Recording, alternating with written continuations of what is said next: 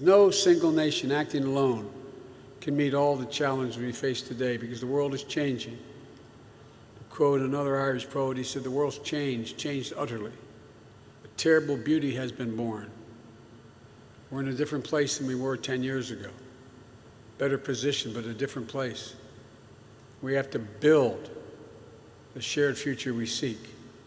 Future where nations are free from coercion or dominance by more powerful states, where the global commons, the seas, the air, the space, remain open and accessible for the benefit of all. To tackle this century's most pressing challenges, we have to do it together.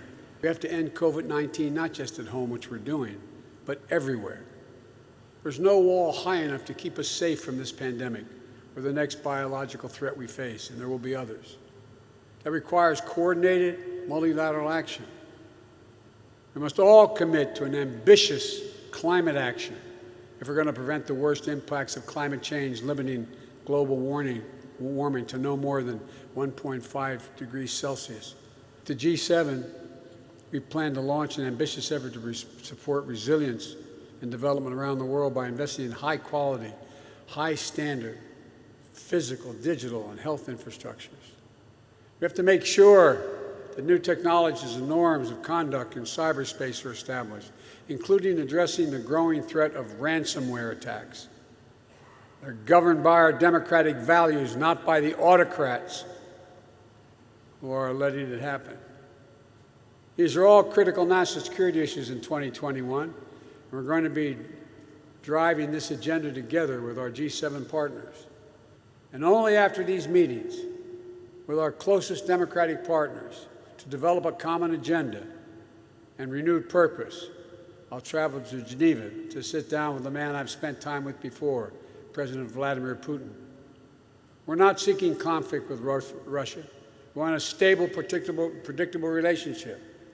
Our two nations share incredible responsibilities, and among them, ensuring strategic stability and upholding arms control agreements. I take that responsibility seriously. But I've been clear, the United States will respond in a robust and meaningful way when the Russian government engages in harmful activities. We've already demonstrated that. I'm going to communicate that there are consequences for violating the sovereignty of democracies in the United States and Europe and elsewhere. I'm going to be clear that the transatlantic alliance will remain vital, a vital source of strength for the UK, Europe, and the United States. I'm going to make sure there's no doubt as whether the United States will rise in defense of our most deeply held values and our fundamental interests.